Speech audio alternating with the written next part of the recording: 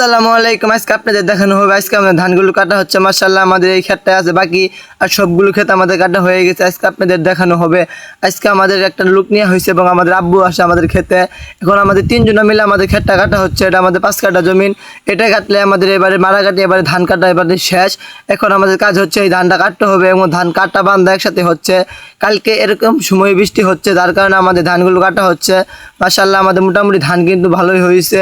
এখন অনেক পরিমাণে রদ, তার ভিতরে আমাদের ধানগুলো কাটা হচ্ছে। এখন রদ এবং বৃষ্টি একসাথে হচ্ছে, রদের পাশাপাশি বৃষ্টিও হচ্ছে।